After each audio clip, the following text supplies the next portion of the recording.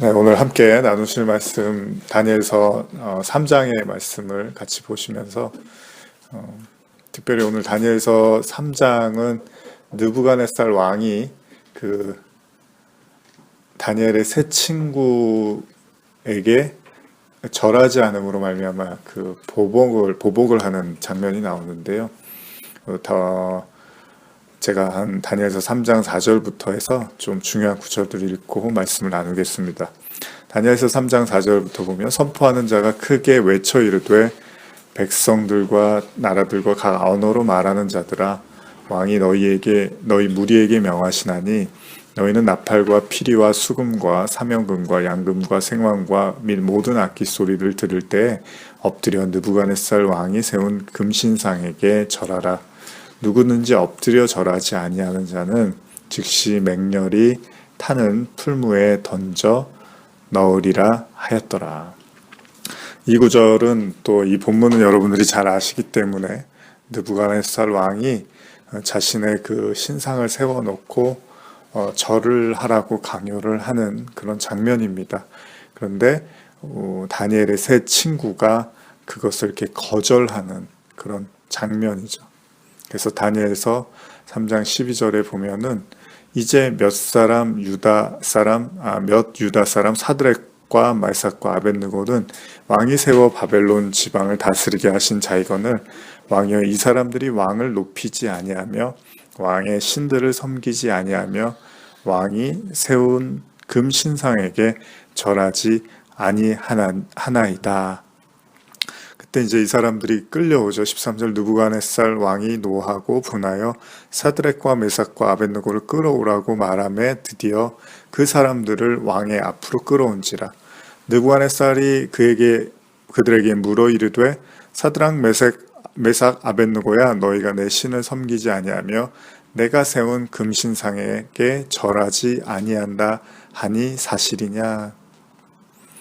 나중에 사드락과 메삭과 아벳느고가 16절에 이렇게 말합니다. 사드락과 메삭과 아벳느고가 왕에게 대답하여 이르되 느부갓네살이여 우리가 이 일에 대하여 왕께 대답할 필요가 없나이다. 왕이여 우리가 섬기는 하나님이 계시다며 우리를 맹렬히 타는 풀무불의 가운데서 능히 건져내시겠고 왕의 손에서도 건져내시리이다. 그렇게 아니하실지라도 왕이여 우리가 왕의 신들을 섬기지도 아니하고 왕이 세우신 금신상에게 절하지도 아니할 줄을 아옵소서. 그래서 여기 보면은 결국은 그 느부갓네살 왕은 그 금신상 자기가 섬기는 우상의 금신상에 절하라고 강요를 하지만 결과적으로 그것은 자기 자신에 대한 복종을 의미하는 것이죠. 그러니까 자기 자신에게 복종을 확인하기 위해서 자신이 섬기는 신의 신상을 만들어 놓고 절을 할 것이냐라고 지금 씨름을 하고 시비를 가리고 있습니다. 근데 여기서 이제 결국은 다니엘의 세 친구들이 절하기를 거부를 하죠. 그래서 우리가 보통 그 우상 숭배를 생각할 때 절을 하지 않으면 그게 이제 우상 숭배가 아니다라고 생각을 하는 거죠. 그러니까 성경에서 그 우리가 우상 숭배를 하지 않는다고 생각할 때 다른 신을 섬기지 않는 것, 그러니까 다른 신을 섬기지 않으면 이제 우리가 우상 숭배를 안 했다고 생각하고 거기 앞에서 절하지 않으면 이제 우상 숭배를 안 했다라고 생각을 하죠. 그래서 절하지 않고 또 다른 신을 섬기지 않으면 좋은 믿음이라고 우리가 생각을 하는데 어찌됐건 이 본문에서 절하지 않음으로 말미암아 다니엘의 세 친구가 이제 죽음을 맞이하게 되는 그런 장면이 나옵니다. 근데 우리가 이제 이 본문을 가지고 이제 우상 숭배에 대한 이야기를 할 때 여러 가지 이제 성경에서 우상 숭배에 대한 이야기를 하는데 특별히 이제 다니엘서 3장에 느부갓네살 왕이 그 만든 신상을 이제 금신상이라고 묘사를 해요. 그래서 금으로 만든 이제 신상을 묘사를 하면서 거기에 이제 절을 하라고 말을 하죠. 근데 이제 지금 본문도 읽으셨지만 모든 사람이 거기에다가 다 절을 합니다. 모든 사람이 다 절을 하는데 이 세 친구만 절을 하지 않는 거죠.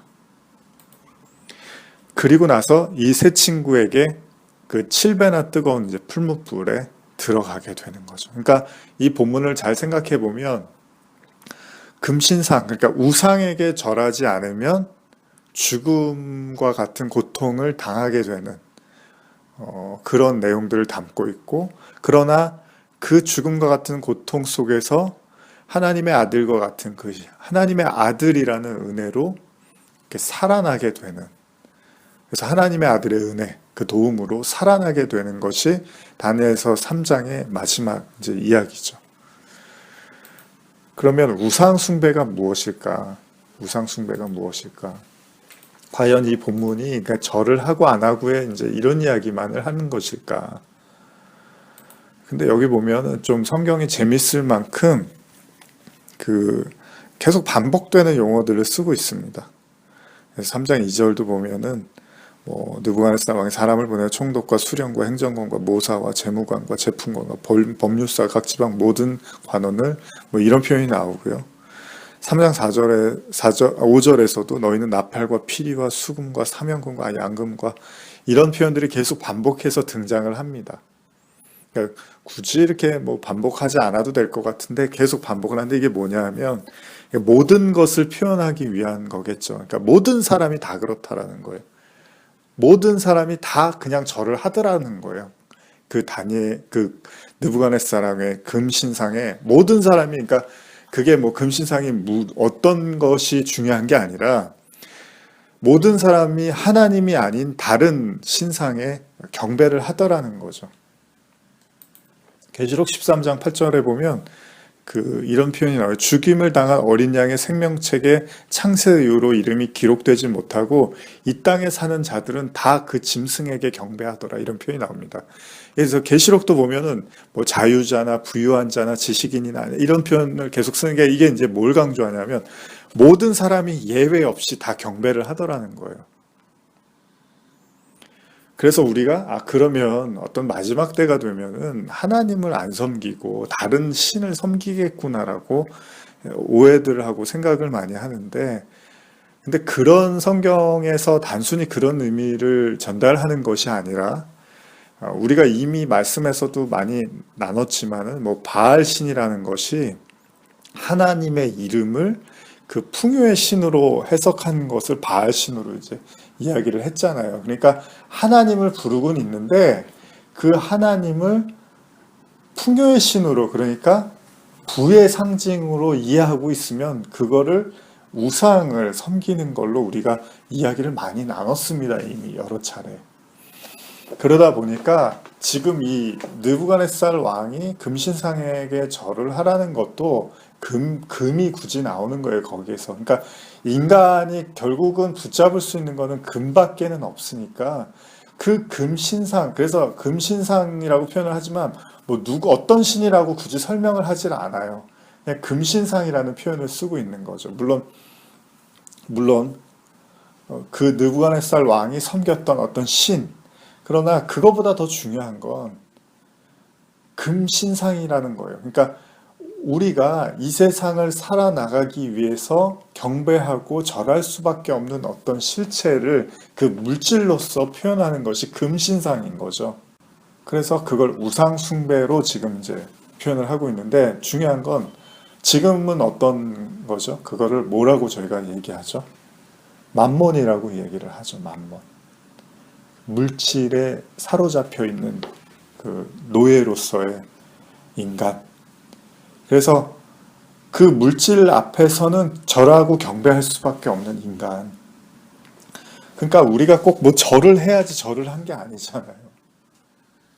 우리는 자꾸 절을 안 했으니까 나는 우상숭배를 안 한 거고, 내가 하나님, 여호와 하나님, 예수 그리스도 그 말씀 외에는, 그분 외에는 내가 다른 신을 안 섬기니까 나는 우상숭배를 안 했다고 우리는 사람들은 생각하는데, 그게 아니라 하나님을 하나님이라고 부르고 예수님을 예수님이라고 불러도 그 하나님과 예수님을 잘못된 이름, 그러니까 바알과 같은 풍요의 신으로 이해하고 곡해하면 그게 우상 숭배가 될 수 있다라는 거죠. 그래서 오늘 본문은 단지 절하지 않은 것을 이야기하는 것이 아니라 이 땅에 있는 대부분 모든 사람들은 그 금신상 앞에서 절할 수밖에 없는데, 하나님의 은혜를 받은 그 몇 사람, 세 명을 이제 세 친구로 표현하는데, 이들이 하나님의 그 금신상 앞에서, 그러니까 우상 숭배를 하지 않은 이들은 어떤 삶을 살게 될 것인가를 보여주고 있는 거죠. 그래서 다니엘도 처음에 이렇게 포로로 끌려갔을 때 다니엘에게 그 만찬을 준단 말이에요. 좋은 음식을 먹어서 아주 좋은 얼굴을 하고 호의호식하게 해서 그 바벨 제국, 바벨론을 위해서 써먹기 위해서 좋은 걸 제공을 하는데, 다니엘이 그걸 거부한단 말이에요. 나는 그 왕의 진미를 거부한다고. 그래서 나는 그거를 먹지 않겠습니다. 이렇게 다니엘이 이야기를 한단 말이에요. 그게 뭐 호의호식하지 않겠다라는 단지 그런 의미만 있는 게 아니라, 이 세상의 그 양식, 그 이 세상 사람들이 추구하고 바라고 원하는 그 양식을 내가 거부하고 나는 하나님이 주시는 그 하나님의 양식만 먹겠습니다라고 이제 고백을 하는 거죠. 그래서 예수님이, 우리가 이미 잘 아시지만 누가복음 4장 이하를 가보면 예수님이 성령에 충만해서 시험을 받을 때 이제 이 장면이 나온단 말이에요. 저는 오늘 이제 이미 여러분들이 잘 알고 있는 걸 한 번 더 정리해드리는 차원에서 이 말씀을 전하는데요. 예수님이 세 가지의 시험을 받잖아요. 40일 동안에 성령에 이끌려서 세 가지 시험을 받는데, 첫 번째 시험이 돌을 명해서 떡을 되게 하라는 것이었죠. 그리고 두 번째가 천하만국을 보여주고 뛰어내리라는 것이었고, 마지막 시험이 뭐였냐면 나에게 절하면 모든 것이 다 내 것이 될 것이다 라는 게 마지막 시험이었습니다. 근데 예수님이 뭐라고 하냐면 너희 하나님께만 경배하고 다만 그를 섬기라고 이야기를 하죠. 그러니까 우리는 절을 안 하셨구나. 근데 여러분, 절을 했고 안 했고에 중요한 게 아니라 누가복음 4장 6절 7절 보면 마귀가 6절 7절에 보면 이르되 모든 권위와 그 영광을 다 내게 주리라. 이것은 내게 넘겨준 것이므로 내가 원하는 자에게 주리라. 그러면서 그 전절에 마귀가 예수를 이끌고 순식간에 천하 만국을 보여줘요. 그러면서 네가 절하면 다 내 것이 되리라. 절을 안 하셨네요. 그러니까 그게 아니라 여기서 절하다라는 건 워십, 경배하고 예배하다라는 거예요. 그러니까 그냥 단순한 차원에서 절을 안 해서 예수님이 이 시험을 이겼다라는 게 아니라, 이 시험의 근본적 핵심은 뭐냐면 마귀에게 경배한다는 것이 곧 이 천하 만국의 모든 영광과 부귀를 받고자 하는 자들, 그들은 마귀에게 절하고 있는 거야 라는 의미로 이해할 수 있다라는 거죠. 이미 여러분들이 잘 아시는 것처럼 예수님의 십자가의 마지막 순간에 제자들의 싸움이 바로 이런 싸움이었잖아요. 누가 부귀와 영화를 누릴 것이고 더 좋은 영화의 자리에 앉을 것인가가 그들의 싸움이었던 거죠. 그러니까 오늘 다니엘서 3장에서 흐르고 있는 그 느부갓네살 왕의 그 만들어진 금신상에게 절하지 않는다라는 것은 단순하게 절을 하고 안 하고의 문제가 아니라, 지금 다니엘의 친구가 어떤 삶을 살고 있고 어떤 신앙을 갖고 있는지를 좀 더 깊이 이해해야 될 필요가 있고, 그렇게 살고자 하는 자들에게 어떠한 고난이 올 것인가를 보고 있는데, 그게 7배나, 이제 다음 주에 제가 말씀을 나누겠지만 7배나 뜨거운 불에 들어가는 것. 그러니까 모두가 경배하고 있을 때 그 경배를 거스르는 자들의 삶은 7배나 뜨거운 풀무불에 반드시 들어갈 수밖에 없다라는 거예요. 그리고 저와 여러분들이 그러한 삶을 선택했을 때 그 7배나 뜨거운 풀무불에 들어가지만 결과적으로는 그곳에서 하나님의 그 아들, 네 번째 사람을 통해서 그 구원을 받게 되는 그 드라마틱하고 놀라운 체험을 하게 된다라는 것이 이 이야기죠. 그럼으로써 진정으로 하나님의 이름이 높여지고 그들을 통해서, 그리고 그들 자신도 그 하나님의 아들과 하나 되는, 그 풀무불 아래서 그 하나님의 아들과 하나 되는 그 은혜를 통해서 구원을 받는 그 이야기를 담고 있는 거니까, 이건 단순한 그 절의 문제가 아니라는 겁니다. 그래서 이미 나눴지만 출애굽기 32장 1절에서 8절 한번 찾아보실까요? 자, 우리 같이 한번 읽겠습니다.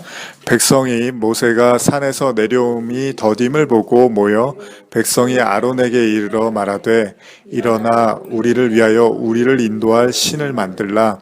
이는 곧 모세고 우리를 애굽 땅에서 인도하여 낸 사람은 어찌 되었는지 알지 못함이라. 그들에게 이르되 너희의 아내와 자녀의 귀에서 금고리를 빼어 내게로 가져오라. 모든 백성이 그 귀에서 금고리를 빼어 아론에게 가져가매 아론이 그들의 손에서 금고리를 받아 부어서 조각칼로 새겨 송아지 형상을 만드니 그들이 말하되 이스라엘아 이는 너희를 애굽 땅에서 인도하여 낸 너희의 신이라 하는지라.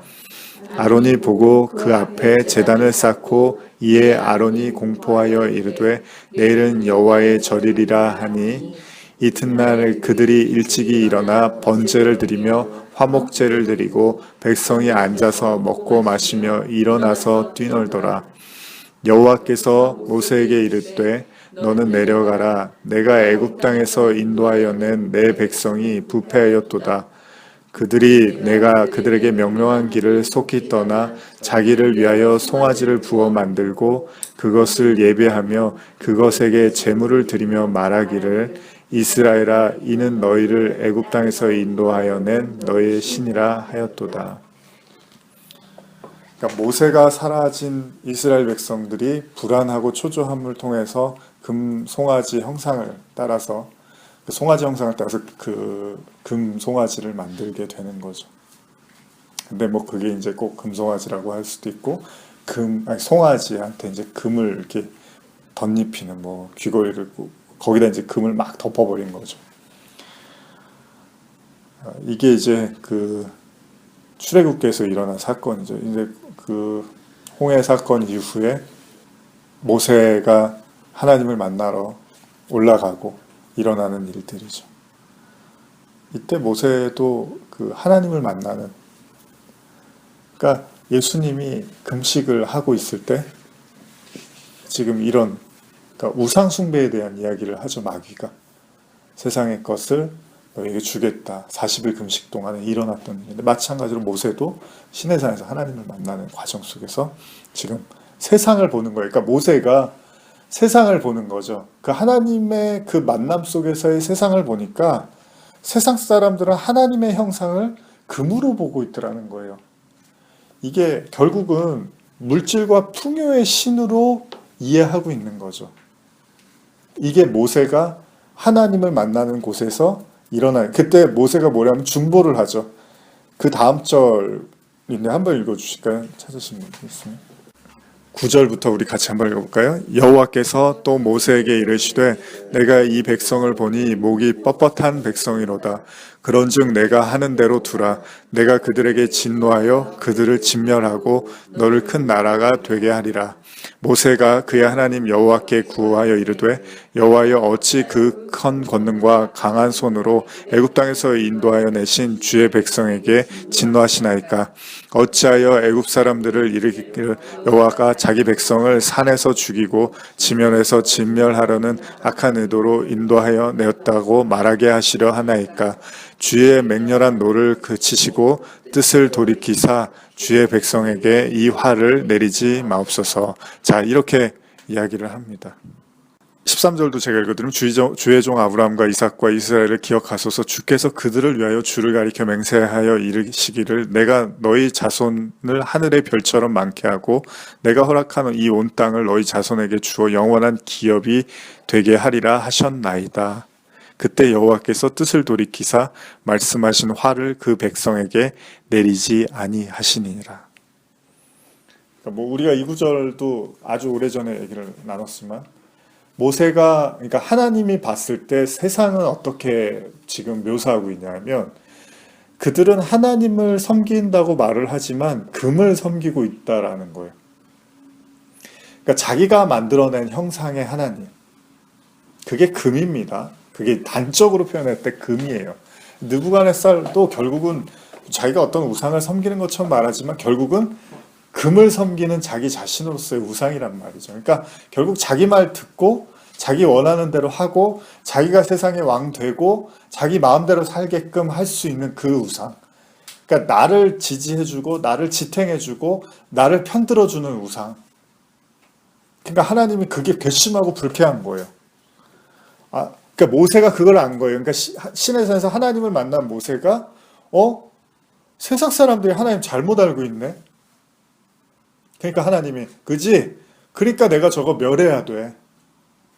그랬더니 모세가 그러시면 안 되죠. 그럼 약속에 어긋나는 겁니다. 그랬더니 하나님이 그러지? 그럼 안 할게. 이렇게 하나님이 그러면 유치하게 승질이 났는데 야, 모세가 네가 나를 말려줬구나. 우리 싸울 때 그런 거 있잖아요. 이렇게 말릴 거를 생각하고 싸우는 사람들 있잖아요.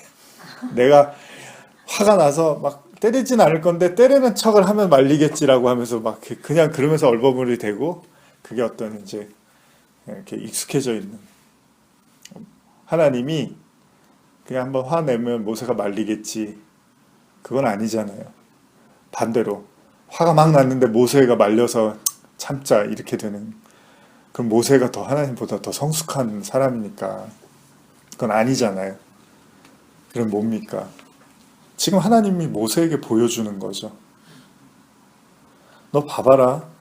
저 사람들 저렇게 심판받는 게 마땅한 거야. 왜냐하면 하나님 섬긴다 그러는데 금 섬기고 있어. 그게 우상 숭배야. 밤새 거기서 뛰놀면서 찬양하고 막 좋아서 거기서 예배를 드리는데 야 저런다 세상이 다.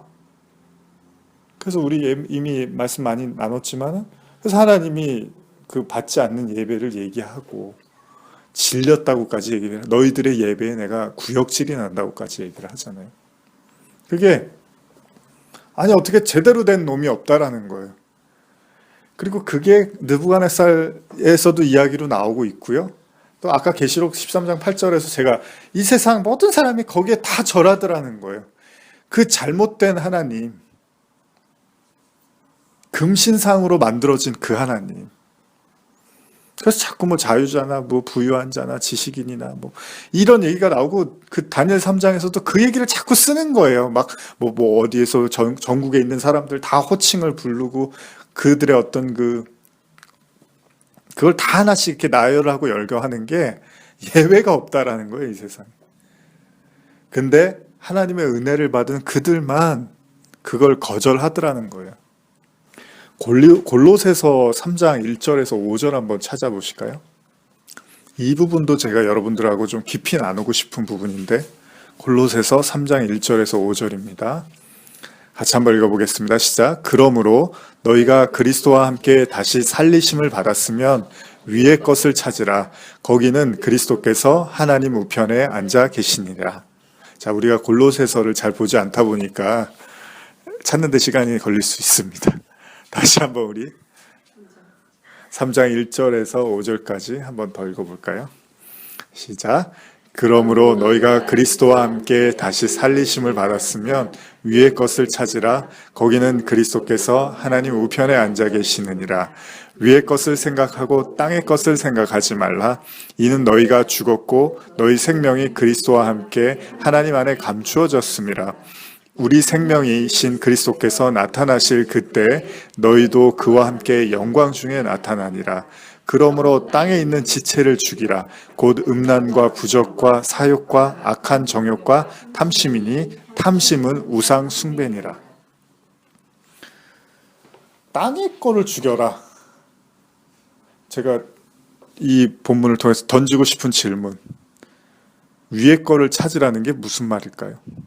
위에 걸 찾으라는 게 어떤 의미입니까? 천국을 생각해라. 천국을 위해서 전도해라. 천국을 위해서 봉사와 헌신과 또 또 제물을 드려라. 우리가 생각할 수 있는 정도가 이 정도죠. 거기는 그리스도께서 하나님 우편에 앉아 계시느니라. 우리 지난 설교들을 잘 또 찾아보시면 이 위의 것의 개념을 우리가 또 살펴볼 수 있겠죠. 위의 것을 생각하고 땅의 것을 생각하지 말래요. 땅의 걸 생각하지 말라는 건 또 무슨 말일까요? 참 어렵습니다. 성경은. 어려운데 우리가 쉽게 해석해버리는 거죠. 이는 너희가 죽었고 너희가 죽었대요. 너희 생명이 그리스도와 함께 하나님 안에 감추어졌습니다. 그러면서 5절에 그러므로 땅에 있는 지체를 죽이라. 자, 성질을 죽여라. 뭐 인격을 요즘 애들이 많이 하는 인성을 좀 성숙한 인성을 가져라. 참아라. 뭐 이런 얘기인가요? 그러면서 곧 음란과 부정과 사욕과 악한 정욕과 자 탐심이니 탐심은 우상 숭배니라. 그동안 제가 지금 말씀드린 내용을 아주 한 칼에 요약해서 말하는 거죠. 탐심은 곧 우상 숭배니라. 그러니까 우상 숭배는 뭐 이렇게 단순히 절을 하고 안 하고 뭐 이런 걸 지금 얘기하는 것만이 아닙니다. 그래서 십계명에도 보면요, 우상 숭배하지 말라고 하잖아요. 근데 또 이웃의 걸 탐하지 말라고 하죠. 그리고 그 탐하지 말라는 게 도적질하지 말라는 것도 또 나와요. 그러면 십계명에 하나님 외에 다른 신을 섬기지 말아라, 다른 우상에게 절하지 말아라, 도적질하지 말아라, 이웃의 걸 탐하지 말아라, 간음하지 말아라, 뭐 이렇게 쭉 나오죠. 다 같은 얘기일 수도 있어요, 그거 하나가. 그러니까 아까 읽은 출애굽기랑 그 연결해서 생각하면 지금 모세가 시내산에 올라갔는데 하나님을 만나는데 쟤들 봐, 하나님을 다른 신으로 섬기고 있잖아. 그게 십계명의 첫 계명을 어기게 된 거니까 밑에 건 짜르륵 다 따라오는 거예요. 그게 간음하는 거고, 그 부모 공경이 안 되는 거고, 그게 도적질하는 거고, 그게 이웃의 것을 탐하는 거고, 그게 안식일을 또 거절하는 거고, 이렇게 다 쫓아오게 되는 거라는 거죠. 그러니까 십계명은 하나씩 딱 지켜야 될 문제가 아니라 첫 번째 거 하나가 깨지면 다 깨져버리는 거죠. 탐심, 탐욕스러움, 탐심. 그 원어적 의미로 보면 더 많이 가지기를 원하는 사람, 뭐 이런 의미도 있나 봐요. 또 부도덕한 권력, 뭐 야망, 돈을 탈취하는 것, 뭐 탐심, 탐욕스러움. 그래서 누구든지 이렇게 탐심을 갖는 게 바로 우상 숭배다, 이런 내용이. 그러니까 땅에 있는 지체를 죽여라. 그것은 결국은 보세요. 이 고린도서 우리 여러분이 읽은 본문 안에 그게 다 숨겨져 있는데 이거를 복잡하게 생각하면 되게 복잡한데요. 쉽게 좀 보면 보세요. 3장 5절에 그러므로 땅에 있는 지체를 죽여라. 그리면서 탐심은 우상 숭배다 이렇게 하잖아요. 근데 3장 3절에서 이는 너희가 죽었고라고 해요. 아니 뭘 죽었는데 죽여라 그래요. 그러니까 땅에 있는 지체를 죽이라는 게 그럼 위에 있는 건 뭐고 밑에 있는 건 뭐예요? 땅은 뭐고 하늘은 뭐예요? 그 위에 걸 찾으라고 그러잖아요. 그러니까 우리는 이제 일반적으로 생각할 때 복음을 위해서 하나님 나라를 위해서 영광을 위해서 살아야지. 그러니까 우리가 이 땅에 있는 것들은 좀 뒤돌아보지 말고. 그런데 그게 인간이 그게 되냐고요. 지체를 죽이는데 어디까지 죽일 수 있냐는 거죠. 인내심을. 근데 그게 그럼 승질 죽여라 이건 아닐 거 아니에요. 그러면 여기에서 죽이라는 거는 그런 차원의 의미가 아니라는 거, 그럴 수 있다는 거예요. 욕심 덜 부려라, 나눠 먹어라, 뭐 그런 차원의 이야기가 아니라는 거죠. 그러면서 탐심은 우상 숭배다라고 말을 한 건 결국은 모세가 하나님 앞에서 하나님이 그러잖아요. 저거는 이제 심판의 대상이야. 쟤들은 심판받아야 돼. 죽어야 돼. 왜냐하면 하나님으로 모르고 있으니까. 그러니까 예수님도 왜 성령 받고 바로 시험에 들어가는데 그 시험의 내용이 뭐였냐면 탐심에 대한 거였어요. 첫 번째 것, 두 번째 것도 사실 연결해서 탐심과 이야기할 수 있지만 뭐 도적질이라든지 여러 가지 의미로 해석을 할 수 있어요. 그 부분들도. 근데 마지막 세 번째 게 결과를 확 명확하게 보여주는 거예요. 만국 세상 모든 천하를 너가 가질 수 있어. 그게 탐심이잖아요. 부귀와 영화, 그게 탐심이잖아요. 그러니까 예수님이 명확하게 절을 하지 않고 너 하나님께 경배해라고 하는 게, 자, 그 말도 잘 보면 아까도 읽었지만은 4장 8절, 누가복음 4장 8절에 예수께서 대답하여 이르되 주 너의 하나님께 경배하고 다만 그를 섬기라. 그러니까 자, 하나님께 경배한다는 것은 이 세상에 있는 것을 목적하지 않는 거야. 그러니까 하나님을 경배해. 예배는 그렇게 하는 거 아니야. 너가 드리는 예배는 이 세상의 것을 지금 나한테 주는 걸, 그런 예배를 말하고 있는데 그건 예배 아니야. 하나님을 경배한다는 건 그런 게 아니야. 그러면서 골로새서로 하면 그건 땅에 있는 지체를 죽이는 거죠, 오히려. 그게 예배지, 하나님께 드려진다는 것은. 그러면서 뭐 어렵다면 쉽게 설명하면 탐심이 우상 숭배야. 잘 아시는 말씀이죠. 제가 읽어드릴게요. 마태복음 6장 31절. 그러므로 염려하여 이르기를 무엇을 먹을까, 무엇을 마실까, 무엇을 입을까 하지 말라. 이는 다 이방인들이 구하는 것이라. 너희 하늘 아버지께서 이 모든 것을 너희에게 있어야 할 줄을 아시느니라. 자, 하나님이 명확하게 말합니다. 먹고 마시고 입는 거 하나님이 다 알아. 이건 명확하게 얘기를 하는 거예요. 그런즉 너희는 먼저 그의 나라와 그의 의를 구하라. 이 모든 것을 너희에게 더하시리라. 그러므로 내일 일을 위하여 염려하지 말라. 내일 일은 내일이 염려할 것이요 한날의 괴로움은 그날로 족하니라. 그러니까 이 본문의 핵심은 뭐냐면 그리스도인들의 추구는 무엇을 먹을까 마실까 입을까의 문제는 아니라는 거예요. 그러면서 하나님의 나라를 구하라는 거죠. 위의 거를 이야기하잖아요. 그런데 우리는 그렇죠. 우리가 그렇게 하고 있죠. 그래서 우리가 예배도 드리고 교회도 나가고 하나님께 예배하고 기도하는 거 아닙니까? 라고 하는데 지금 그런 얘기를 하는 게 아니라 하나님이 봤을 때는 그게 아니라는 거예요.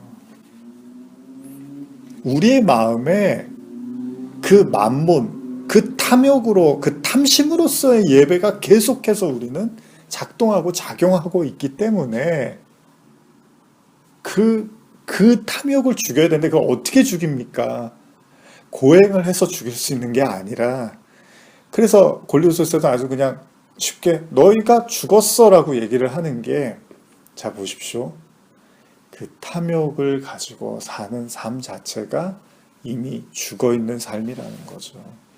그 탐욕을 죽이라는 얘기가 아니라 탐욕을 가지고 하나님께 나아가는 그 삶과 예배 자체는 이미 죽은 거야 라는 것을 볼 때 비로소 위의 것을 우리가 볼 수 있고 찾을 수 있다라는 거죠. 다른 각도인 거예요, 이거는. 내가 노력해서 그걸 죽이는 게 아니라 그게 죽어 있는 거구나. 이건 다른 얘기라는 거죠. 근데 우리는 자꾸 혼란하는 게, 그렇지, 내가 이렇게 내 탐심을 죽이고 이렇게 자제해야지. 그게 죽는 게 아니죠. 그렇게 해서 죽어지지도 않아요. 하나님의 말씀은 더 깊은 거예요. 그게 죽은 거야.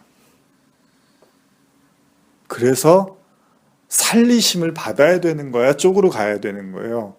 근데 우리는 그쪽으로 못 가고 그걸 자꾸 죽이려고 하는 것에서 그쳐 있다는 거죠. 그러니까 우리가 두려워하는 설교는 뭡니까? 여러분과 제가 두려워하는 설교는 뭡니까?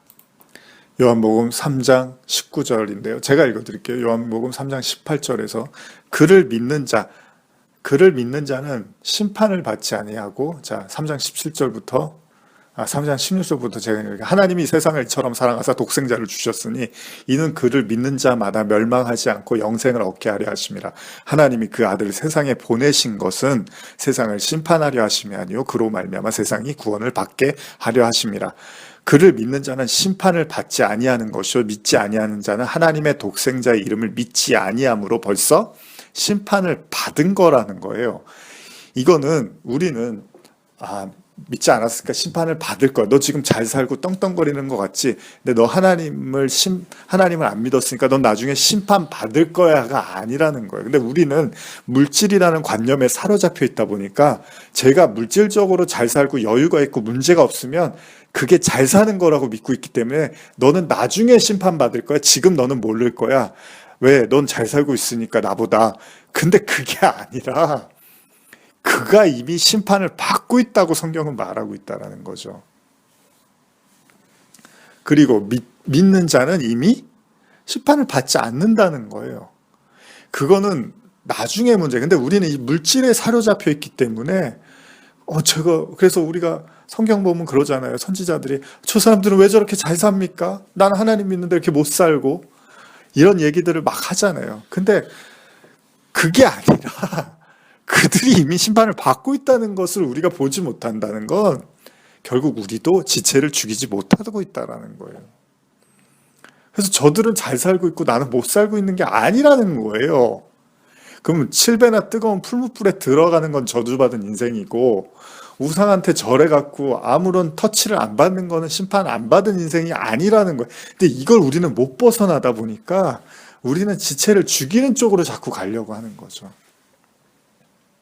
아니, 그리스도의 옷을 덧입어야 되잖아요, 우리가. 그리스도가 덮어주는 게 은혜지. 여러분들이 죽이려고 해서 노력해갖고 얻어내는 거는 은혜가 아닙니다. 그건 수양이지. 그런데 우리는 물질에 사로잡혀 있다 보니까 그걸로 우리는 모든 세계를 보고 있는 거죠. 그래서 보십시오. 19절을 이어보면 그 정죄는 이것이니 곧 빛이 세상에 왔으되 사람들이 자기 행위가 악함으로 빛보다 어둠을 더 사랑한 것이니라. 왜 우상숭배를 하냐 하면 우상숭배를 하는 게 죄잖아요, 성경에서. 그런데 사람이 얼마나 무섭냐 하면 우상숭배를 하는 게 죄라는 것이 드러나지 않기 위해 정당화시키기 위해서 그 우상을 하나님인 것처럼 확고하게 만들어버린다는 거예요. 쉽게 말하면 거짓을 진짜처럼 나도 믿고 사람들도 믿게 해버림으로써 내 거짓이 탄로나지 않게 하는 게 세상이라는 거고 그게 우상 숭배하는 모든 사람이 절할 수밖에 없는 잘못된 하나님을 믿게 만든다는 거예요.